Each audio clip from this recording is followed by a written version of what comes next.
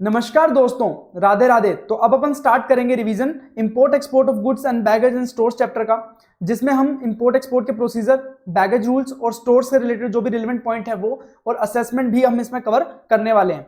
तो सबसे पहले अपन कवर कर लेते हैं इंपोर्ट प्रोसीजर। इंपोर्ट प्रोसीजर को समझेंगे। देखो, सबसे पहले क्या होता है, गुड्स माल आएगा आउट ऑफ इंडिया से इंडिया में, तो इंडिया में एयरक्राफ्ट और वेसल या फिर व्हीकल लैंड करेगा। अब लैंड करेगा कहां पे करेगा लैंड? कस्टम एयरपोर्ट या कस्टम पोर्ट पे, उसके अलावा कहीं भी लैंड नहीं कर सकता। अब जैसे ही वो लैंड कर जाएगा, लैंड करने के बाद जो पर्सन इन चार्ज है, जो उस व्हीकल को लेके आए, उस एयरक्राफ्ट या वेसल को लेके आए, वो सबमिट करेगा डिटेल्स ऑफ दी, जो भी आप वो गुड्स लेके आया है या फिर उस वेसल या व्हीकल पे जो भी क्रू आया है या फिर जो भी स्टोर्स की आइटम है, जो भी उस व्हीकल पे आइटम सामान पड़ा है ना, वो सामान का पूरा डिटेल्स, जिसे बोलते हैं इंपोर्ट मैनिफेस्ट या इंपोर्ट रिपोर्ट बोलते हैं, वो सबमिट करेगा प्रॉपर ऑफिसर को। प्रॉपर ऑफिसर को सबमिट करेगा कौन? Person in charge. अब कब तक कर देना चाहिए? अगर तो एयरक्राफ्ट या वेसल से आ रहा है तो उसके आने से पहले पहले वो सबमिट हो जाना चाहिए, और अगर वो थ्रू आ रहा है व्हीकल तो आने के 12 घंटे के अंदर अंदर उसको सबमिट करना है। उसके बाद जब वो माल यहां पे ले आया और उसने एक लिस्ट भी सबमिट कर दी प्रॉपर ऑफिसर के पास कि सर मैं ये सामान अपने साथ लेके आया हूं, तो प्रॉपर ऑफिसर उसे चेक करेगा। उसे चेक करने के बाद परमिशन दे देगा कि हाँ, यहां से सामान उतारा जा सकता है। वेसल व्हीकल या जो एयरक्राफ्ट है उससे सामान उतारा जा सकता है। उसकी परमिशन कौन देगा? अपना प्रॉपर ऑफिसर। अब अगर वेसल के केस में, तो वेसल के केस में एंट्री इनवर्ड दिया जाएगा वेसल को, और एंट्री इनवर्ड ग्रांट होने के बाद ही माल उससे उतारा जा सकता है वेसल से। उसके बाद अब परमिशन मिल गई तो गुड्स को अनलोड कर दिया जाएगा। गुड्स को अनलोड करने के बाद गुड्स की कस्टडी किसके पास होती है? वो पोर्ट का जो कस्टोडियन होता है उसकी कस्टडी में गुड्स रहते हैं। तो अपन ने पिल्फर वाला जो केस पढ़ा था, तो हमने बोला था कि अगर कोई गुड्स पिल्फर हो जाता है अनलोड करने के बाद, तो वहां का जो कस्टोडियन है ना, वो कंपनसेट करता है, क्योंकि रिस्पॉन्सिबिलिटी किसकी है? कस्टोडियन की। अब वहां पे गुड्स पड़ा है पोर्ट पे, अब इंपोर्टर को क्या करना पड़ेगा? इंपोर्टर को जाके प्रॉपर ऑफिसर के पास बिल ऑफ एंट्री फाइल करनी पड़ेगी। आजकल इलेक्ट्रॉनिकली होती है, तो बिल ऑफ एंट्री फाइल की जाएगी। बिल ऑफ एंट्री अपन ने समझा था कि एक तो होम कंजम्पशन के लिए होती है, एक वेयर हाउसिंग के लिए होती है, एक ट्रांसशिपमेंट के लिए होती है, जो अपन ने पहले नहीं समझा था और ये ज्यादा रेलिवेंट नहीं है, इसको एक बार छोड़ दो। Bill of entry for home consumption है, bill of entry for warehousing होती है। तो bill of entry for home consumption में तो आपको पेमेंट ऑफ ड्यूटी करके आप अपना माल छुड़ा के लेके जा सकते हो, बट अगर आपने bill of entry for warehousing file करी है तो ऐसे केस में एक बार तो आपका माल वेयर हाउस में चला जाएगा। अब वेयर हाउस से जब भी आप लेके जाना चाहोगे तो आपको क्या करना पड़ेगा? Bill of entry for home consumption file करना पड़ेगा, और पेमेंट ऑफ ड्यूटी करके आप अपना माल कस्टम से छुड़वा के लेके जा सकते हो। तो ये तो हुआ इंपोर्ट का प्रोसीजर। अब अपन समझ लेते हैं एक्सपोर्ट का प्रोसीजर। एक्सपोर्ट के प्रोसीजर में क्या है? देखो, एक्सपोर्टर आएगा, अपना माल लेके आएगा पोर्ट पे। पोर्ट पे माल लेके आएगा तो प्रॉपर ऑफिसर को क्या बोलेगा कि सर ये मैं माल लेके आया हूं। उसके लिए उसे क्या फाइल करना पड़ेगा? शिपिंग बिल और बिल ऑफ एक्सपोर्ट। तो शिपिंग बिल कब फाइल करते हैं? जब आपका माल एयरवेज के थ्रू या फिर वेसल के थ्रू जा रहा है, तब तो फाइल करते हैं शिपिंग बिल। और जब लैंड के थ्रू जा रहा है, व्हीकल के थ्रू जा रहा है, तो अपन फाइल करते हैं बिल ऑफ एक्सपोर्ट। ठीक है, तो प्रॉपर ऑफिसर को वो शिपिंग बिल है, बिल ऑफ एक्सपोर्ट फाइल करेगा। उसके साथ ही उसको ड्यूटी पे करनी पड़ेगी, अगर कोई एक्सपोर्ट ड्यूटी वगैरह लगती है तो वो ड्यूटी पे करेगा। और प्रॉपर ऑफिसर चेक करेगा कि कहीं ये प्रोहिबिटेड गुड्स तो नहीं है।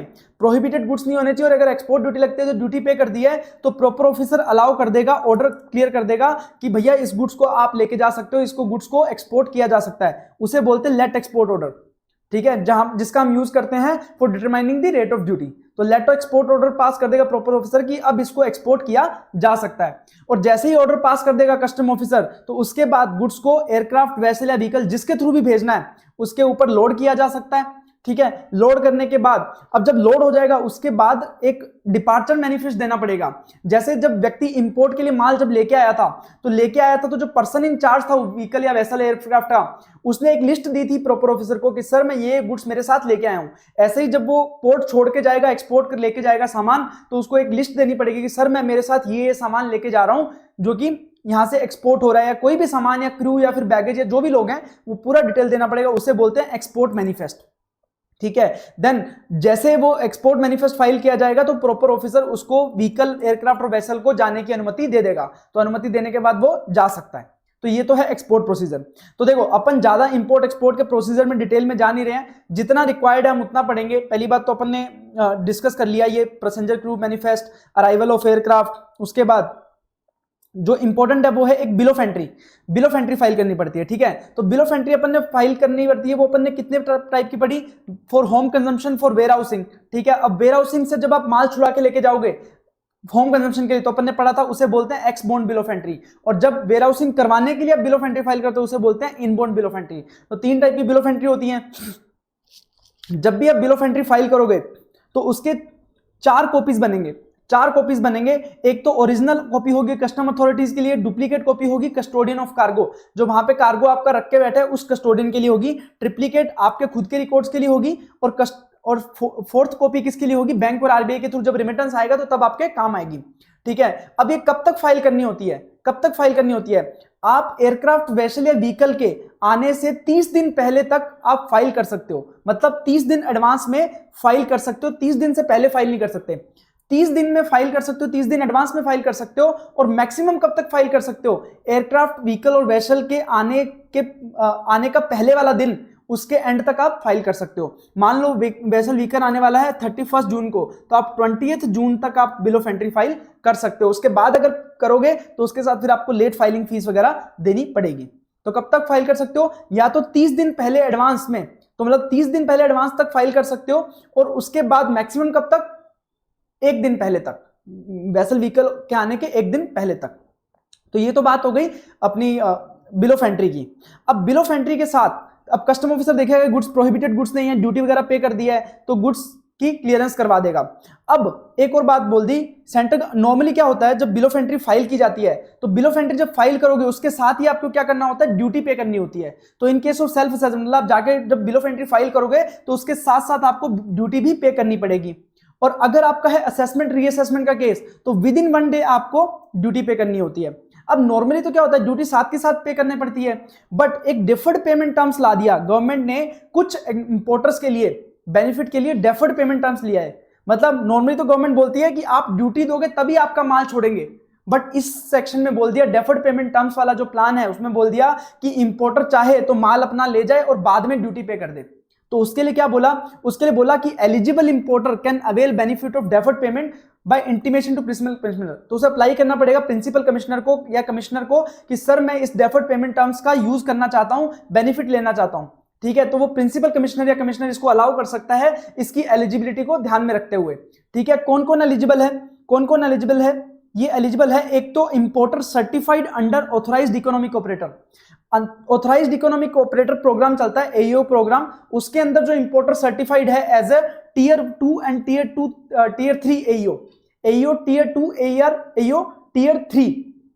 ठीक है, तो जो AEO authorised economic operator program है उसके अंदर जो इंपोर्टर सर्टिफाइड है as a AEO tier 2 AEO tier 3, वो लोग इसका फायदा ले सकते हैं डेफर्ड पेमेंट टर्म्स का, या फिर ऑथराइज्ड पब्लिक अंडरटेकिंग। तो पब्लिक सेक्टर अंडरटेकिंग जो होती हैं ऑथराइज्ड होती हैं, वो इसका बेनिफिट ले सकते हैं डेफर्ड पेमेंट टर्म्स का। उसके अलावा किसी को भी डेफर्ड पेमेंट टर्म्स नहीं दिया जाएगा। उसके अलावा कोई है तो उसको पहले ड्यूटी पे करनी पड़ेगी, फिर ही वो गुड्स ले जा पाएगा। अब कब तक पे करना है, कितना डेफर कर सकते हो आप? तो इसमें बोल दिया कि हर मंथ के 1 से 15 तारीख तक अगर कोई भी बिल ऑफ एंट्री फाइल करी है, अगर 1 तारीख से लेकर 15 तक बिल ऑफ एंट्री फाइल करी है, उसके रिलेटेड जितना भी ड्यूटी है आपको 16 तारीख को पे करना पड़ेगा। 16 ऑफ दैट मंथ आपको पे करना पड़ेगा। मान लो 1 जनवरी से लेकर 15 जनवरी तक आपने जितनी बिल ऑफ एंट्री फाइल करी उसका 10 लाख रुपए टैक्स बनता है, ड्यूटी बनती है, तो 10 लाख रुपए आपको 16 तारीख को जमा करवाना पड़ेगा। अगर आपने 16 से लेके last day of the month, 16th of the month से लेके last day of the month तक जितनी भी बिल ऑफ एंट्री फाइल करी है उसका आपको कब तक फाइल करवाना पड़ेगा? नेक्स्ट मंथ की 1 तारीख तक आपको पैसा जमा करवाना पड़ेगा। बट हाँ, मार्च के केस में एक एक्सेप्शन है कि मार्च के केस में अगर 16 मार्च से लेकर 31 मार्च तक अगर आप बिल ऑफ एंट्री फाइल करते हो तो आपको उसी महीने की लास्ट डेट 31 मार्च को ही पैसा जमा करवाना पड़ेगा, क्योंकि ईयर एंड होता है तो ईयर एंड पे पैसा चाहिए, तो ईयर एंड पे पैसा आपको जमा करवाना पड़ेगा। बाकी किसी भी मंथ में 16 तारीख से लेके एंड ऑफ द मंथ तक जो भी आप बिल ऑफ एंट्री फाइल करोगे उसका पैसा कब तक दे सकते हो? नेक्स्ट मंथ की 1 तारीख तक। और अगर कोई डेफर्ड पेमेंट टर्म्स यूज कर रहा है तो उसको पेमेंट है वो इलेक्ट्रॉनिकली ही करनी पड़ेगी, इलेक्ट्रॉनिकली ही करनी पड़ेगी, ऑनलाइन आइस गेट के थ्रू ही करना पड़ेगा। आइस गेट एक कस्टम का पोर्टल है जिसके थ्रू आप पेमेंट वगैरह करते हो। ठीक है, और अगर आपने 3 से ज्यादा मंथ में इसमें डिफॉल्ट किया, अगर 3 से ज्यादा लगातार मंथ तक अगर आपने डिफॉल्ट किया, इस केस में आपने डेफर्ड पेमेंट टर्म्स पे आपको दे दिया प्लान बट आप उसमें पे नहीं कर रहे हो लगातार 3 महीने तक, तो ऐसे केस में आपके लिए फैसिलिटी फिर अलाउ नहीं किया जाएगा। आपको ये फैसिलिटी ही आपके लिए ब्रीच कर दी जाएगी, आपको अलाउ नहीं किया जाएगा, फिर आपको ड्यूटी देके आना पड़ेगा, तभी आपका गुड्स छोड़ा जाएगा। अब किस किस इंपोर्टर को इलेक्ट्रॉनिकली पे करना जरूरी है आइस गेट के थ्रू? मतलब आप कैश में ड्यूटी नहीं दे सकते। तो अगर आपका ड्यूटी 10,000 या 10,000 से ऊपर है पर बिल ऑफ एंट्री, पर बिल ऑफ एंट्री अगर आपका 10,000 या 10,000 से ऊपर अमाउंट है तो ऐसे केस में आपको ऑनलाइन ही पे करना पड़ेगा, इलेक्ट्रॉनिकली पे करना पड़ेगा, आप कैश में नहीं दे सकते। या फिर अगर आप इंपोर्टर रजिस्टर्ड हो अंडर एईओ कैटेगरी, अगर ऑथराइज्ड इकोनॉमिक ऑपरेटर कैटेगरी में अगर आप रजिस्टर्ड हो तो ऐसे केस में आपको ऑनलाइन ही पे करना पड़ेगा, आप फिजिकली पे नहीं कर सकते कैश में, भले ही वो 10,000 से कम का अमाउंट हो। तो ये बात हो गई कि कैसे अपने को ड्यूटी पे करनी है। उसके बाद एक्सपोर्ट प्रोसीजर में भी कुछ रेलेवेंट चीजें इतनी है नहीं, और उसके बाद अपन आ जाते हैं सीधा असेसमेंट पे। सीधा असेसमेंट पे जो भी रेलेवेंट चीज थी एक्सपोर्ट की, मैंने जब वो आपको शॉर्ट में प्रोसीजर बताया था वहीं पे कवर करवा दी थी। अब मैं असेसमेंट पे आ जाता हूं। तो असेसमेंट की बात ऐसी है कि आपको डिटरमाइन करना है कि आपको कितनी ड्यूटी पे करनी है, ठीक है। जैसे नॉर्मली आप जीएसटी में भी सेल्फ असेसमेंट करते हो, इसमें भी आप क्या करोगे, एक बिल ऑफ एंट्री बनाओगे। बिल ऑफ एंट्री का फॉर्मेट होता है, उसमें लिखोगे कि सर मैं ये गुड्स डिलीवर कर रहा हूं, मैं ये गुड्स इंपोर्ट कर रहा हूं। तो ऐसे केस में वो बिल ऑफ एंट्री पे आप खुद डिटरमाइन करोगे कि ये कौन सी रेट लगेगी और कितना टैक्स बन रहा है, उसे बोलते हैं सेल्फ असेसमेंट। तो आप सेल्फ असेसमेंट करके आप क्या करोगे, बिल ऑफ एंट्री फाइल कर दोगे, ठीक है। उसके बाद अगर वो डिटरमाइन नहीं कर पा रहा है, ठीक है, अगर वो डिटरमाइन नहीं कर पा रहा है व्यक्ति, जिस व्यक्ति नॉर्मली मैं बिल ऑफ एंट्री फाइल करूंगा तो मुझे ही डिटरमाइन करना है कि मैं कौन सा गुड्स इंपोर्ट कर रहा हूं और उस पर कितना टैक्स लगेगा और कितना मेरे को पे करना है, ये सब मैं डिटरमाइन करूंगा, ठीक है। उसको प्रॉपर ऑफिसर चाहे तो स्क्रूटनी भी कर सकता है, कोई भी बिल ऑफ एंट्री को उठा के स्क्रूटनी की जा सकती है। अब उसके बाद अगर मैं उसको नहीं कर पा रहा हूं, मैं डिटरमाइन नहीं कर पा रहा हूं कि उस पर टैक्स क्या लगाना है या उसकी वैल्यू क्या होगी, ठीक है, assessee unable to make self assessment, तो वो रिक्वेस्ट कर सकता है प्रॉपर ऑफिसर से कि सर आप प्रोविजनल असेसमेंट कर दो, बाद में आप फाइनल असेसमेंट करना, एक बार के लिए मेरे को प्रोविजनल असेसमेंट कर दो, आप बता दो कि मैं कितनी ड्यूटी पे करूं, मैं एक बार के लिए पे कर देता हूं। या फिर प्रॉपर ऑफिसर को लगता है कि जो गुड्स हैं उन गुड्स का एक बार केमिकल टेस्ट करा लेना चाहिए, केमिकल टेस्ट करा लेना चाहिए जिससे कि पता लग जाए कि एक्चुअल में इस पे रेट क्या लगती है। मान लो प्रॉपर ऑफिसर को नहीं पता कि आपने जो गुड्स इंपोर्ट किए हैं वो क्या हैं, तो ऐसे केस में वो केमिकल टेस्ट करवा सकता है। या फिर प्रॉपर ऑफिसर को लगता है कि जो रिलेवेंट डॉक्यूमेंट और इंफॉर्मेशन थी वो आपने प्रोवाइड नहीं कराई, या फिर आपने जो इंफॉर्मेशन है डॉक्यूमेंट प्रोवाइड कराई बट वो प्रॉपर ऑफिसर सेटिस्फाइड नहीं है इंफॉर्मेशन से, तो ऐसे केस में प्रॉपर ऑफिसर प्रोविजनल असेसमेंट कर सकता है। या तो आपने रिक्वेस्ट किया कि सर मेरे से सेल्फ असेसमेंट नहीं हो रहा, प्लीज आप प्रोविजनल असेसमेंट कर दो, या प्रॉपर ऑफिसर को लगता है कि ये नेसेसरी डॉक्यूमेंट वगैरह नहीं मिले या फिर वो जो गुड्स है उनको केमिकल टेस्ट करवाना पड़ेगा, तो ऐसे केस में वो प्रोविजनल असेसमेंट कर सकता है। तो प्रोविजनल असेसमेंट कर सकता है। उसके बाद प्रोविजनल असेसमेंट तो एक बार कर देगा, वो बता देगा कि आप इस रेट पे ड्यूटी पे कर दो, इतना ड्यूटी का अमाउंट पे कर दो। अब उसके बाद उसको फाइनल भी करना पड़ेगा, फाइनल असेसमेंट। तो ऐसे केस में क्या होगा कि अगर कोई डॉक्यूमेंट इंफॉर्मेशन जो चाहिए तो वो प्रॉपर ऑफिसर आपसे मांगेगा तो आपको प्रोवाइड कराना है, ठीक है, आपको प्रोवाइड कराना है विद इन 15 डेज, ठीक है। प्रोविजनल असेसमेंट ऑर्डर आ गया, उसके 15 डेज के अंदर अंदर आपको क्या प्रोवाइड करना है, जो भी इंफॉर्मेशन या डॉक्यूमेंट रिक्वायर्ड है प्रॉपर ऑफिसर मांगता है। अब इस 15 दिन को प्रॉपर ऑफिसर चाहे तो 3 महीने फिर फर्दर एक्सटेंड कर सकता है, और एसी जैसी चाहे एडिशनल कमिश्नर ज्वाइंट कमिश्नर चाहे तो इसको फर्दर 3 महीने एक्सटेंड किया जा सकता है, और कमिश्नर चाहे तो इसको फर्दर जितने भी टाइम के लिए वो चाहे वो एक्सटेंड कर सकता है। तो जब आप सारे डॉक्यूमेंट्स वगैरह सबमिट कर दोगे, या फिर अगर प्रॉपर ऑफिसर ने उसको प्रोविजनल असेसमेंट क्यों किया था, क्योंकि उसका केमिकल टेस्ट करवाना था, तो केमिकल टेस्ट की रिपोर्ट आ गई, जैसे ही केमिकल टेस्ट की रिपोर्ट आ गई और आपने सारे डॉक्यूमेंट्स वगैरह सबमिट कर दिए, या फिर जो प्रॉपर इंफॉर्मेशन वगैरह चाहिए थी वो वगैरह मिल गई, सब रिपोर्ट वगैरह मिल गई, तो ऐसे केस में तो प्रॉपर ऑफिसर को वो फाइनलाइज करना पड़ेगा असेसमेंट, कितने टाइम में, 2 महीने के अंदर अंदर, 2 महीने के अंदर अंदर उसको फाइनलाइज करना पड़ेगा फ्रॉम द डेट जिस दिन उसको सारी इंफॉर्मेशन वगैरह दे दी या केमिकल टेस्ट वगैरह हो गया, उसकी रिपोर्ट आ गई, उसके 2 महीने के अंदर उसको फाइनलाइज करना है असेसमेंट, और उसको फर्दर 3 महीने के लिए एक्सटेंड किया जा सकता है बाय दी कमिश्नर उसको 3 महीने से और एक्सटेंड कर सकता है। जब ये असेसमेंट रीअसेसमेंट या प्रोविजनल असेसमेंट कुछ भी होगा तो उसमें हर बिल ऑफ एंट्री को एक सेपरेट केस माना जाएगा। 2 बिल ऑफ एंट्री को आप मर्ज नहीं कर सकते कि एक में तो रिफंड आ रहा है एक में ज्यादा बन रहा है तो दोनों को मर्ज कर दो, ऐसा कुछ नहीं होगा, हर बिल ऑफ एंट्री अलग से काउंट की जाएगी। अब इंपोर्टर जब ये प्रॉपर फाइनलाइजेशन ऑफ असेसमेंट हो जाएगा, फाइनल हो जाएगा असेसमेंट, ठीक है, तो ऐसे केस में हो सकता है जो प्रोविजनली ड्यूटी पे की थी, मान लो प्रोविजनली डिटरमाइन करी थी 1 लाख रुपए की ड्यूटी, पर बाद में जब फाइनल किया तो निकली कितनी, 1,50,000। तो अगर आपने प्रोविजनल असेसमेंट के टाइम कम ड्यूटी पे करी थी, बाद में जो ड्यूटी है वो ज्यादा है, तो ऐसे केस में आपको जो डिफरेंशियल अमाउंट है वो पे करनी पड़ेगी along with interest at the rate of 15% per annum. पर इसमें देखना थोड़ा अजीब सा है प्रोविजन कि कब से पे करना है, first day of the month in which duty determined provisionally. ठीक है। जिस मंथ में वो प्रोविजनल ड्यूटी डिटरमाइन करी थी, मान लीजिए 17 मार्च को प्रोविजनल ड्यूटी डिटरमाइन करी थी, तो मार्च का जो फर्स्ट डे है, फर्स्ट मार्च से लेके जिस दिन आप वो ड्यूटी पे करोगे वापस गवर्नमेंट को, जो डिफरेंशियल ड्यूटी पे करोगे, उतने टाइम तक का आपको इंटरेस्ट देना पड़ेगा। First day of the month जिसमें आपने प्रोविजनल असेसमेंट किया था, वहां से लेके डेट ऑफ पेमेंट तक। ठीक है, ये तो बात हो गई जब ड्यूटी ज्यादा आई। अब मान लो पहले प्रोविजनल असेसमेंट में आपने 1 लाख रुपए पे कर दिया, बट फाइनल असेसमेंट हुआ तो ड्यूटी आई सिर्फ 80,000 रुपए, तो 20,000 रुपए रिफंड किए जाएंगे इंपोर्टर को। तो जो 20,000 रुपए रिफंड किए जाएंगे, उसके साथ गवर्नमेंट आपको 6% पर एनम का इंटरेस्ट देगी। पर अगर 3 महीने के अंदर अंदर पे कर दिया तो कोई इंटरेस्ट नहीं दिया जाएगा, और अगर 3 महीने के अंदर अंदर गवर्नमेंट ने रिफंड नहीं किया तो ऐसे केस में 3 महीने खत्म होने के बाद से लेके फाइनल असेसमेंट तक का जो टाइम पीरियड है उसके लिए इंटरेस्ट दिया जाएगा 6% per annum along with the जो रिफंड आपका बनता है। इस पे अपन एक क्वेश्चन कर लेते हैं, एग्जांपल कर लेते हैं। मान लो आपका प्रोविजनल असेसमेंट हुआ 17/11/2021 को और फाइनल असेसमेंट हुआ 7 फरवरी 2022 को। ठीक है, प्रोविजनली जो दो बिल ऑफ एंट्री हैं दोनों को सेपरेटली देखा जाएगा। मैंने बोला कि हर बिल ऑफ एंट्री को सेपरेट केस माना जाएगा। तो बिल ऑफ एंट्री जो फर्स्ट फाइल करी उसमें प्रोविजनल असेसमेंट में जो ड्यूटी बनी थी वो 5,40,000 बनी थी, बट जब फाइनल असेसमेंट किया गया तो ड्यूटी कितनी आई? 7,80,000 रुपए की। मतलब अब हमें 2,40,000 की ड्यूटी और पे करनी पड़ेगी अलॉन्ग विद इंटरेस्ट। ठीक है, अब इसमें जो बिल ऑफ एंट्री थी उसमें हमने प्रोविजनल ड्यूटी 5,40,000, तो प्रोविजनल ड्यूटी किस दिन हुई थी? 17/11/2021 को। तो अब हमें इंटरेस्ट कब से पे करना पड़ेगा? नवंबर मंथ की फर्स्ट डेट से, 1 नवंबर 2021 से लेके कब तक? अब जो बिल ऑफ एंट्री 1 में जो एडिशनल ड्यूटी बनती थी 2,40,000 वो पे कर दी गई 19 फरवरी 2022 को। तो 1/11/2021 से लेके 19 फरवरी 2022 तक आपको इंटरेस्ट पे करना पड़ेगा। अमाउंट कितना? 2,40,000, डिफरेंशियल अमाउंट 780 माइनस 540 इंटू आपका 111 दिन बनेंगे 1 नवंबर से लेके 19 फेब तक। तो नवंबर के 30 दिन, दिसंबर के 31, जनवरी के 31 और 19 दिन फरवरी के, तो आपके टोटल 111 दिन हो जाएंगे। और उस पे 15% के इंटरेस्ट रेट से इंटरेस्ट देना पड़ेगा। 10,948 आपको इंटरेस्ट आपको देना पड़ेगा।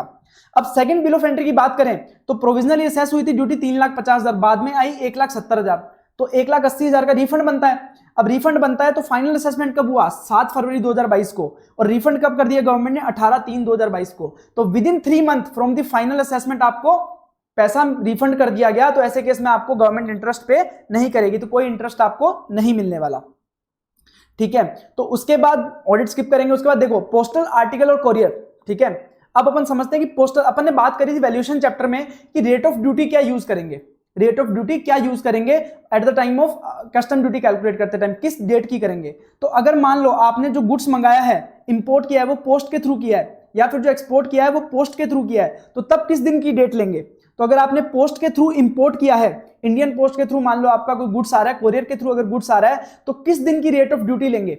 ठीक है, तो ध्यान रखना, date on which postal authority और ऑथराइज्ड कोरियर प्रेजेंटेड। मतलब आपने मान लो ब्लू डार्ट के थ्रू आपने कोई सामान मंगवाया, तो ब्लू डार्ट जब यहाँ पे इंडिया में वो सामान लेके आएगा तो वो एक लिस्ट देगा प्रॉपर ऑफिसर को कि सर मैं बाहर से ये सामान लेके आया हूं, ये सामान की लिस्ट मैं आपको दे रहा हूं।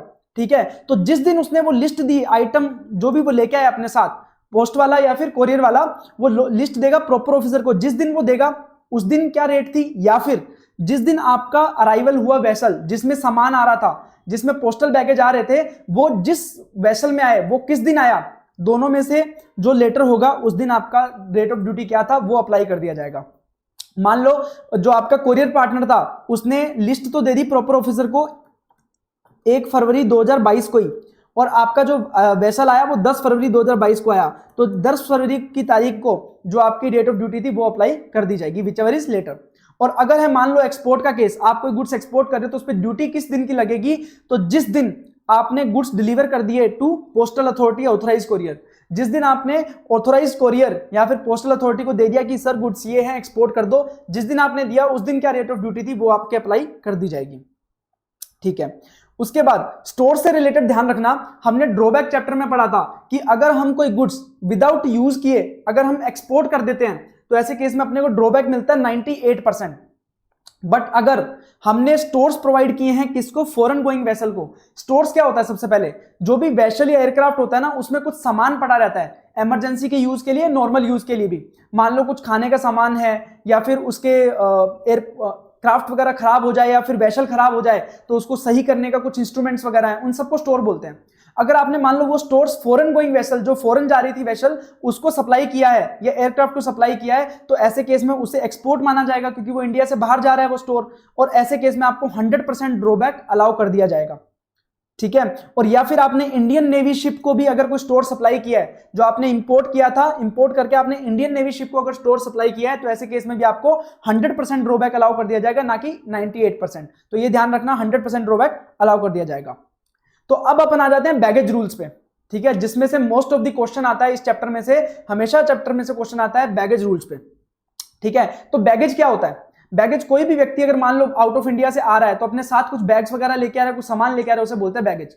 अब मान लो वो अपने साथ नहीं भी ला रहा है, अनअकम्पेंड बैगेज, मतलब जिसके साथ कोई व्यक्ति नहीं आ रहा है, अलग से भी आ रहा है, तो ऐसे को भी क्या बोलेंगे? बैगेज की डेफिनेशन में रखेंगे। Baggage includes unaccompanied baggage but not include motor vehicle. Motor vehicle कभी भी बैगेज का पार्ट नहीं बनेगा, वो सेपरेटली बैगेज का पार्ट कभी नहीं बनेगा। मोटर व्हीकल ही काउंट होगी, वो अपनी अलग से सेपरेटली इंपोर्ट में आएगा। तो जब कोई भी ओनर अपने साथ कुछ सामान लेके आता है आउट ऑफ इंडिया से, तो उसे एक डिक्लेरेशन फाइल करना होता है टू प्रॉपर ऑफिसर कि सर मैं अपने बैगेज में ये सामान लेके आया हूं, तो उसे बोलते हैं बैगेज डिक्लेरेशन फॉर्म। तो वो जब भी एयरपोर्ट या वेसल के थ्रू आएगा, तो वहां पे पोर्ट या एयरपोर्ट पे एक लिख के देगा कि सर मैं मेरे सामान में ये सामान लेके आया हूं, तो ये सामान आप चेक भी कर सकते हो। ठीक है, तो उतना। और जो इसमें बैगेज से जो भी सामान आएगा, अब उसमें ऐसा नहीं कि मैं टीवी ले आया तो टीवी वाली रेट लग जाएगी या फिर गुड्स के हिसाब से रेट लगेगी। इसमें सिंपल एक ही रेट लगती है, 35%। 35% का बेसिक कस्टम ड्यूटी लगता है बैगेज पे। कोई डिफरेंट रेट्स नहीं है, चाहे कुछ भी सामान लेके आओ बैगेज में, आपका रेट लगेगा 35% plus social welfare surcharge 10% of the 35%, total 38.5% का जो अपना है ड्यूटी लगता है इन बैगेज। ठीक है, और उसके केस में जहां पे शेड्यूल 1 आगे जाके पढ़ेंगे, शेड्यूल 1 में कुछ डिफाइंड है आइटम्स, जैसे कोई बंदूक वगैरह ले आए या फिर कोई बंदूक के जो छर्रे, मतलब आप क्या बोलते हैं, गोलियां, कैट्रिजेस, अगर वो 50 से ज्यादा हैं, या फिर सिगरेट आपने 100 से ज्यादा लाए हो, या सिगार 25 से ज्यादा लाए हो, या तंबाकू 125 ग्राम से ज्यादा लेके आए हो, तो ऐसे केस में जो रेट ऑफ ड्यूटी होगी वो 100% होगी, वो फिर 38.5% नहीं होगी। ऐसे केस में 100% रेट ऑफ ड्यूटी लगेगी। ठीक है, तो अब क्या होगा? अब पैसेंजर बैगेज रूल बता दिए। उसमें बोला कि general duty free baggage allowance, normally कितना बैगेज अलाउंस आपको फ्री दे दिया जाएगा, उस पर ड्यूटी नहीं लगाई जाएगी। इवन 38.5% भी उस पर नहीं लगाया जाएगा। ऐसा कितना है? ठीक है, तो उसमें बोला कि अगर कोई इंडियन रेजिडेंट है या फिर फॉरेनर है जो कि इंडिया में रह रहा है, ठीक है, या फिर टूरिस्ट है ऑफ इंडियन ओरिजिन, या तो इंडियन रेजिडेंट है या फिर टूरिस्ट है of Indian origin, India origin का ही कोई टूरिस्ट है, या फिर कोई फॉरेनर जो इंडिया में रह रहा है। ठीक है, ऐसे केस में any country other than Nepal, Bhutan और म्यांमार, मतलब नेपाल, भूटान और म्यांमार के अलावा किसी भी कंट्री से अगर वो आ रहा है, तो क्या क्या सामान ला सकता है? अपना यूज्ड पर्सनल इफेक्ट और ट्रेवल सोवेनियर। ठीक है, मतलब मतलब अपने कपड़े और अपना जो नॉर्मल डेली यूज का सामान है वो तो लेके आ ही सकता है, उसे बोलते हैं यूज्ड पर्सनल इफेक्ट। ठीक है, जैसे अपना मोबाइल फोन वगैरह, ये तो क्या है, वो यूज करता है, उसके यूज्ड पर्सनल इफेक्ट है, वो तो ला ही सकता है जितना मर्जी। ठीक है, प्लस ट्रेवल सोवेनियर, मतलब ट्रेवल सोवेनियर जो होते हैं वो भी ला सकता है, प्लस उसके साथ अदर कोई भी आइटम है अप टू 50,000 रुपीज, अगर वो अपने साथ वाले बैग में लेके आ रहा है, मतलब जो अपने साथ अगर वो बैग लेके आ रहा है ना, उस बैग में वो 50,000 रुपए तक के आर्टिकल्स भी लेके आ सकता है। मतलब पर्सनल इफेक्ट तो कितने मर्जी ले आए, ट्रेवल सोवेनियर भी कितने मर्जी ला सकता है, उसके साथ साथ 50,000 रुपए के सेपरेट आर्टिकल लेके आ सकता है। आर्टिकल मतलब कोई भी सामान लेके आ सकता है अपने साथ अकम्पेंड बैगेज में।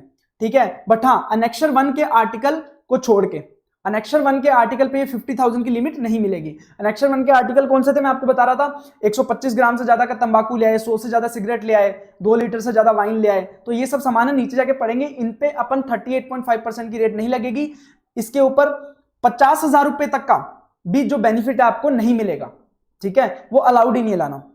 देन एक्सक्लूडिंग इन्फेंट मतलब छोटा बच्चा है, अगर छोटे बच्चे के केस में उसके सिर्फ पर्सनल अफेक्ट और ट्रेवल सोवेनियर ही अलाउड हैं, उसके लिए ट्रेवल सोवेनियर भी इवन अलाउड नहीं है, और बाकी कोई भी सामान उसके लिए लेके नहीं आ सकते 50,000 तक का। आप सिर्फ उसके केस में सिर्फ यूज्ड पर्सनल इफेक्ट लेके आ सकते हो। अगर है मान लो टूरिस्ट ऑफ फॉरेन ओरिजिन, जब टूरिस्ट ऑफ इंडियन ओरिजिन था तो उसको हमने 50,000 तक अलाउ किया था, बट अगर टूरिस्ट ऑफ फॉरेन ओरिजिन है तो ऐसे केस में सिर्फ 15,000 रुपए तक ही अलाउड है, बाकी सब चीजें सेम है। अगर नेपाल, भूटान या म्यांमार की कंट्री से नहीं आ रहा है और टूरिस्ट ऑफ फॉरेन ओरिजिन है, तो ऐसे केस में वो अपने पर्सनल इफेक्ट और ट्रैवल सोवेनियर तो कितने मर्जी लेके आ सकता है, उसके साथ ही 15,000 रुपए तक के आर्टिकल लेके आ सकता है अगर वो कैरी कर रहा है अकम्पेंट बैगेज में, ठीक है, पर अनेक्शर बनने वाले आर्टिकल काउंट नहीं होंगे। देन अगर कोई भी व्यक्ति है वो अगर नेपाल, भूटान और म्यांमार से आ रहा है, तो ऐसे केस में वो अपने यूज्ड पर्सनल इफेक्ट भी ला सकता है, ट्रैवल सोवेनियर भी ला सकता है, उसके साथ साथ 15,000 रुपए तक के आर्टिकल ला सकता है। तो सिंपल बात, अगर इंडियन रेजिडेंट है या फिर फॉरेन रिजाइडिंग इन इंडिया है या फिर टूरिस्ट इन इंडियन ओरिजिन है, टूरिस्ट ऑफ इंडियन ओरिजिन है, तो ऐसे केस में उसको 50,000 रुपए तक का सामान अलाउड है, उसके साथ साथ पर्सनल इफेक्ट और ट्रैवल सोवेनियर भी ला सकता है अगर वो नेपाल, भूटान या म्यांमार के अलावा है। अगर नेपाल, भूटान, म्यांमार से आ रहा है तो 15,000 रुपए तक ही अलाउड है, और टूरिस्ट ऑफ फॉरेन ओरिजिन को 15,000 रुपए तक ही अलाउड है, चाहे नेपाल, भूटान से आए चाहे कहीं से ही आए। इन्फेंट के केस में सिर्फ उसके पर्सनल इफेक्ट्स अलाउड है, ऐसा नहीं कि एक माँ आ रही है और उसके साथ अपना 2 साल का बच्चा है, ठीक है, इसका मतलब ये नहीं है कि उसकी लिमिट 1 लाख हो जाएगी, दोनों की लिमिट नहीं होगी। इन्फेंट के सिर्फ आप पर्सनल इफेक्ट ला सकते हो, उस माँ को 50,000 रुपए का वो बेनिफिट मिल जाएगा, उस लड़की को 50,000 का बेनिफिट मिल जाएगा, ठीक है। उसके साथ 2 व्यक्तियों का कभी भी अलाउंस आप कंबाइन नहीं कर सकते। मान लो मिस्टर ए और मिस्टर बी कपल थे, वो आ रहे थे ऑस्ट्रेलिया से, ठीक है, उसके साथ अपन ना एक म्यूजिक सिस्टम लेके आए, 1 लाख रुपए का था जो, ठीक है, तो आइडियली तो देखो 50,000 का मिस्टर ए को अलाउड है, 50,000 का मिस्टर बी को अलाउड है, तो इसका मतलब ये नहीं कि वो 1 लाख का कोई सामान ले आएंगे और अपने दोनों का जो लिमिट है वो पूल कर लेंगे 1 लाख रुपए, तो ऐसा नहीं कि वो ड्यूटी से बच जाएंगे। ऐसे केस में उनको 50,000 रुपए तक का अलाउड है, बट 1 लाख रुपए का म्यूजिक सिस्टम है, इसलिए 50,000 रुपए पे ड्यूटी पे करनी पड़ेगी। अब मान लीजिए वो 2 म्यूजिक सिस्टम ला रहे होते 50,000 के, तो ऐसे केस में एक 50,000 मिस्टर ए का हो जाता, एक 50,000 मिस्टर बी का हो जाता, ठीक है, तो ऐसे केस में वो ड्यूटी फ्री अलाउ कर दिया जाता। बट कभी भी एक ही सामान के लिए 2 लोगों का जो लिमिट है उसको पूल नहीं किया जाएगा। उसके बाद ध्यान रखना, पर्सनल इफेक्ट में ज्वेलरी कभी भी इंक्लूड नहीं होती। ऐसा नहीं कि ज्वेलरी पहन के आगे सर ये तो मेरा पर्सनल इफेक्ट है, फिर तो मैं कितना मर्जी सोना इधर उधर से कर लूं। तो आप देखते हो ना एयरपोर्ट्स पे सोना पकड़ा जाता है, क्यों पकड़ा जाता है? क्योंकि jewellery is not included in the personal effect, कुछ लिमिट तक ही अलाउड है, उतने लिमिट तक ही ला सकते हो, उससे ज्यादा आप नहीं ला सकते। टूरिस्ट की डेफिनेशन हमेशा से पढ़ते आए हैं, वही 6 महीने से कम के लिए अगर इंडिया में आया है तो उसको टूरिस्ट बोलते हैं। हाँ, एक और बात, ये जनरल अलाउंस तो हमने बात करी 50,000 रुपए की, 15,000 रुपए की, इसके साथ साथ अगर कोई व्यक्ति 18 साल से बड़ा है, अगर कोई व्यक्ति 18 साल से बड़ा है वो इंडिया में आ रहा है, तो अपने साथ एक लैपटॉप लेके आ सकता है, एक लैपटॉप लेके आ सकता है जिसपे हम ड्यूटी नहीं लगाएंगे। अगर 18 साल से ज्यादा की उम्र है तो ऐसे केस में एक लैपटॉप उसको अलाउड है ड्यूटी फ्री, उस पर कोई ड्यूटी नहीं लगाई जाएगी। तो ऊपर भी जो हमने लिमिट पड़ी 50,000 या 15,000 की, अगर 50,000 या 15,000 तक के अगर आपके कोई भी सामान है तो उस पर ड्यूटी नहीं लगाया जाएगा।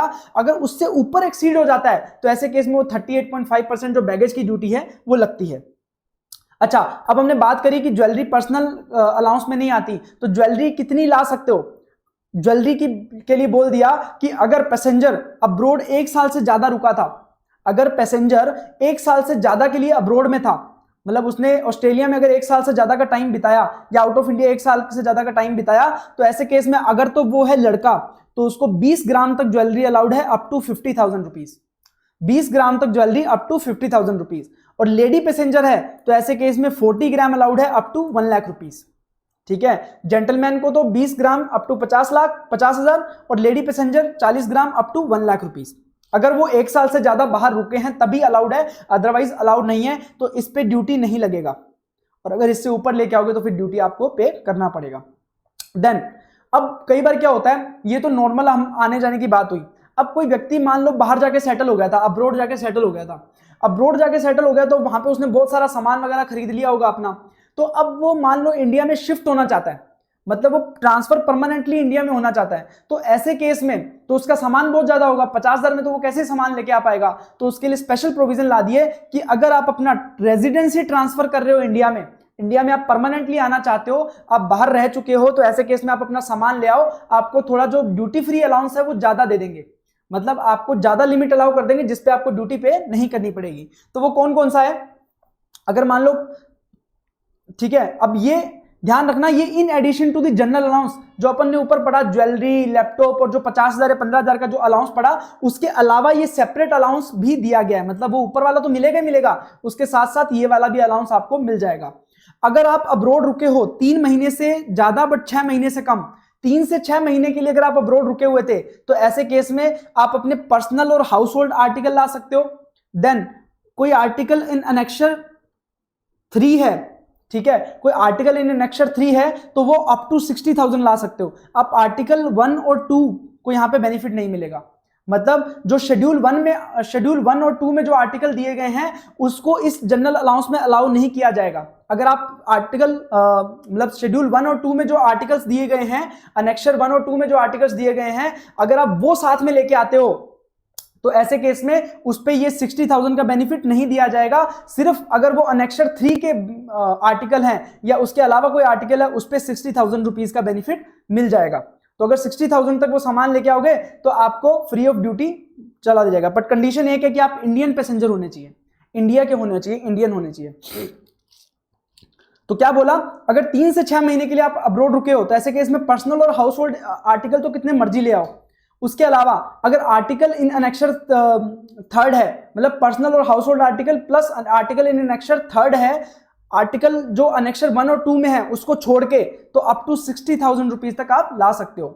अगर आप 6 महीने से 1 साल तक रुके हो, ठीक है, तो अपने personal house hold effect annexure 3 के आर्टिकल पर आर्टिकल अनेक्सर 1 और 2 के आर्टिकल अलाउड नहीं है, अप टू 1 लाख रुपीज तक ला सकते हो। एक ही कंडीशन है, इंडियन पैसेंजर होने चाहिए। अगर आप 1 साल से 2 साल तक रुके हो तो ऐसे केस में आपकी लिमिट कितनी हो जाएगी, 2 लाख रुपए। तो अगर 3 से 6 महीने रुके तो 60,000 रुपए की लिमिट, 6 से 1 साल रुके, 6 महीने से 1 साल रुके तो 1 लाख की लिमिट, 1 साल से 2 साल तक रुके तो 2 लाख रुपए की लिमिट है, ठीक है। पर ध्यान रखना आर्टिकल इन अनेक्सर 3 ही ला सकते हो, अनेक्सर 1 और 2 के जो आर्टिकल है वो नहीं ला पाओगे इस लिमिट में, ठीक है। बट इसकी एक कंडीशन है, अगर 1 से 2 साल की बात है तो आपने ये कंसेशन ऑलरेडी पिछले 3 साल में कभी क्लेम नहीं किया है, तभी आपको ये अलाउ किया जाएगा। और अगर आप 2 साल से ज्यादा रुके आउट ऑफ इंडिया तो ऐसे केस में आपकी जो लिमिट है वो बढ़ के 5 लाख तक हो जाएगी। 5 लाख तक आपको free of cost, free of duty आपको अलाउ कर दिया जाएगा। बट इसके कुछ कंडीशन है। कंडीशन क्या है, एक तो आपने पिछले 3 साल में ये क्लेम नहीं किया है ये वाला ड्यूटी फ्री अलाउंस। दूसरा, आप इंडिया में पिछले 3 साल में या 2 साल में 6 महीने से ज्यादा आप नहीं रुके हो। आप इंडिया में पिछले 2 साल में 6 महीने से ज्यादा नहीं रुके, मतलब आउट ऑफ इंडिया गए, ऐसा नहीं कि बीच में इंडिया में आ गए और फिर रुक के चले गए। तो यहां पे 6 महीने से ज्यादा का टाइम पीरियड आप स्पेंड नहीं कर सकते इंडिया में, और मिनिमम आप बाहर 2 साल का स्टे आपका होना चाहिए, ठीक है। मिनिमम 2 साल आप बाहर रुक के आए हो। बट बोल दिया गया कि ये 2 साल की लिमिट को ना 2 महीने तक कंडोन किया जा सकता है। मतलब अगर आप 1 साल और 10 महीने भी रहोगे तो भी चल जाएगा। इसकी कंडोनेशन लेना पड़ेगा किससे, एसीडीसी कंडोन कर सकता है। और अगर 6 महीने इंडिया में आपको बोला है कि 6 महीने से ज्यादा आप इंडिया में नहीं रुक सकते ड्यूरिंग दैट 2 ईयर का टेन्योर, तो उसमें प्रिंसिपल कमिश्नर या कमिश्नर उसको कंडोन कर सकता है कंडीशन को। तो मतलब अगर आप 6 महीने से ज्यादा इंडिया में रुकोगे भी तब भी आपको ये अलाउ कर दिया जाएगा, अगर प्रिंसिपल कमिश्नर या कमिश्नर अलाउ कर देता है। तो रूल 6 क्या बोलता है, अगर आप परमानेंटली ट्रांसफर कर रहे हो तो ऐसे केस में 3 से 6 महीने रुके तो 60,000 का, 6 से महीने 1 साल रुके तो 1 लाख का, 1 साल से 2 साल रुके तो 2 लाख का, और 2 साल से ज्यादा रुके तो 5 लाख का आपको लिमिट दे दिया जाएगा। जो ये कंडीशन फुलफिल करनी पड़ेंगी। क्या क्या चीजें ला सकते हो उसमें, पर्सनल और house hold article, article in annexure 3 और other than article in annexure 1 and 2। मतलब अनेक्सर 1 और 2 में जो आर्टिकल दिए गए हैं वो आप इस लिमिट में नहीं लेके आ पाओगे, वो सेपरेटली काउंट किए जाएंगे, ठीक है। और अगर दूसरी बात कर लेते हैं, अनअकम्पेंड बैगेज है। अगर अनअकम्पेंड बैगेज है, आप पहले आ गए सामान बाद में आ रहा है, या फिर सामान पहले आ गया आप बाद में आए, आपके साथ नहीं आ रहा, तो इसमें ऐसा होता है कि आपका अनअकम्पेंड बैगेज 2 महीने एडवांस में आ सकता है, उससे पहले नहीं आ सकता, ठीक है। और आपके आने के 1 महीने के बाद तक आ सकता है, ठीक है। अब यार आप सोचते होंगे कि जो यार ये जो एरोप्लेन उड़ाते हैं, एयरक्राफ्ट उड़ाते हैं, वेसल पे जो पायलट वगैरह होते हैं, ये लोग तो हमेशा बाहर जाते हैं, इंडिया में आते हैं, तो क्या इनको भी अलाउड है क्या इतना बैगेज? तो क्या हर बार ये 50,000 रुपए तक अलाउ है? तो उन्होंने बोल दिया कि इनको हर बार अलाउ नहीं है। इनका जब लास्ट डे होगा ना, लास्ट वर्किंग डे होगा, इनका लास्ट वर्किंग डे होगा, जब लास्ट में उनको टर्मिनेट किया जाएगा या फिर उनका मतलब लास्ट डे होगा, उनका लास्ट ट्रिप होगा, उस केस में वो ये 50,000 रुपए वाला या 15,000 रुपए वाला जो भी इनका बैगेज अलाउंस है वो अवेल कर सकते हैं। हर बार ये ट्रिप कर रहे हैं तब ये अवेल नहीं कर सकते, सिर्फ जब लास्ट बार वो बाहर जाके आएंगे अपने ड्यूटी के टेन्योर में तब उनको ये अलाउ कर दिया जाएगा। हाँ, बट हर बार जब वो आ रहे हैं तब वो 1500 रुपए तक का सामान लेके आ सकते हैं। 1500 रुपए, मात्र 1500 रुपए, जिसमें चॉकलेट्स हो गई, चीज हो गई, कॉस्मेटिक्स हो गया, छोटे मोटे गिफ्ट हो गए, ये लेके आ सकते हैं फॉर देमसेल्फ और उनकी फैमिली के लिए, खुद के लिए, फैमिली के लिए 1500 रुपए तक का सामान लेके आ सकते हैं, उससे ज्यादा कुछ नहीं, ठीक है। और अब देखो क्या होता है, कई बार कोई व्यक्ति था जो ऑस्ट्रेलिया से आ रहा था, उसको इंडिया के रूल्स का पता नहीं था, ठीक है, उसको नहीं पता था कि ये सामान इंडिया में लाना मना है, ठीक है, या फिर इस पे बहुत ज्यादा ड्यूटी लगती है, उसको पता ही नहीं था, वो तो ले आया इंडिया में। तो ऐसे केस में अगर उसने अपना जो पैसेंजर डिक्लेरेशन फॉर्म होता है, बैगेज डिक्लेरेशन फॉर्म होता है, अगर उसमें उसने उसको ट्रूली डिक्लेयर किया है, उसने लिखा है कि मैं ये सामान ले आया, बट उसको पता नहीं था, तो ऐसे केस में क्या है कि वो बेचारे की गलती नहीं है, उसको नहीं पता था, तो ऐसे केस में बोल दिया कि अगर कोई पैसेंजर आर्टिकल लेके आता है जो कि प्रोहिबिटेड है इंडिया में, ठीक है, या फिर उस पर ड्यूटी बहुत ज्यादा लगती है जो कि वो पैसेंजर पे नहीं करना चाहता, वो पैसेंजर पे नहीं करना चाहता यार, मान लो 1,000 रुपए की आइटम है, उस पर 10,000 रुपए की ड्यूटी है, तो वो पे नहीं करना चाहता, तो ऐसे केस में अगर उसने ट्रू डिक्लेरेशन दिया है, बैगेज डिक्लेरेशन फॉर्म में उसने लिखा है कि मैं ये आर्टिकल लेके आया हूं, देन अगर पैसेंजर रिक्वेस्ट करेगा तो प्रॉपर ऑफिसर उसका जो सामान है ना टेम्परेरीली डिटेन कर लेगा, अपने पास रख लेगा, एक बार के लिए रख लेगा और उस पैसेंजर को जाने देगा इंडिया में। तो अब जब वो वापस इंडिया छोड़ के जाएगा तब वो अपना सामान यहां से वापस कलेक्ट कर सकता है। मान लो कलेक्ट करना रह गया तो उसको कुरियर के थ्रू भेजा जा सकता है या फिर उसके ऑथराइज पैसेंजर के थ्रू उसको वापस भेजा जा सकता है सामान को। मतलब इंडिया में तो नहीं घुसने दिया, बट कस्टम ऑफिसर ने अपने पास रख लिया क्योंकि बेचारे को पता नहीं था, इसलिए वो सामान ले आया, तो जब वो वापस जाएगा तो अपना सामान साथ में लेके चला जाएगा। तो इतनी सी बात है। अब अनेक्सर 1 देख लेते हैं। ध्यान रखना, अनेक्सर 1 में firearms cartridges more than 50,000 okay, cigarettes more than 100, sticks और सिगार्स मोर देन 25, तंबाकू more than 125 gram, alcoholic liquor और wines more than 2 litre, gold और silver in any other form other than ornaments, flat panel और TV. ठीक है, ये जो सारे हैं ना ये आइटम, ये जो लिमिट दे रखी है up to 50, up to 100, up to 25, up to 125, तो ये तो आपको 50,000 में अलाउ कर दिया जाएगा। ठीक है, बट अगर इससे ऊपर है, मान लो आपने सिगरेट लाए 150, ठीक है, तो ऐसे केस में 100 सिगरेट तक तो ये 50,000 में अगर आपका आ रहा है तो अलाउ कर देंगे। ठीक है, बट 100 से ऊपर जितनी भी सिगरेट लाए हो उसको इसमें 50,000 वाले बेनिफिट में काउंट नहीं किया जाएगा, उसके लिए उस पर सेपरेटली टैक्स चार्ज किया जाएगा। मान लो आप 150 सिगरेट लेके आए 15,000 रुपए की, तो ऐसे केस में 100 सिगरेट अलाउड है तो 10,000 तक तो आप इसमें काउंट कर सकते हो। जो 5,000 रुपए है उसको सेपरेटली काउंट करना पड़ेगा, उस पर सेपरेटली टैक्स पे करना पड़ेगा। ठीक है, ऐसे ही अल्कोहलिक लिक्वर है, आप मान लो 4 लीटर लेके आ गए तो 2 लीटर तो आपको 50,000 रुपए वाले बैगेज में अलाउड है, 15,000 में अलाउड है, पर 2 लीटर आपको अलाउ नहीं किया जाएगा, 2 लीटर पे आपको अलग से सेपरेटली पे करना पड़ेगा। ऐसे ही अनेक्सर 2 और अनेक्सर 3 है। ठीक है, ये याद तो होने नहीं वाले, बट फिर भी एक बार इस पे आप निगाह फेर सकते हो, आप देख सकते हो। तो यही अपना चैप्टर था बैगेज का। असेसमेंट भी कर लिया हमने, बैगेज रूल्स भी कर लिया, और इसके अंदर अपन ने इंपोर्ट और एक्सपोर्ट का प्रोसीजर भी देख लिया। तो ये सब चीजें अपन ने कवर कर ली। अब इसके रिलेटेड आप क्वेश्चंस भी सारे आपके हो जाएंगे, बट फिर भी कोई दिक्कत आती है तो आप मेरे से पूछ सकते हैं। आपको नंबर मेरा शेयर कर ही दिया है। Thank you so much guys.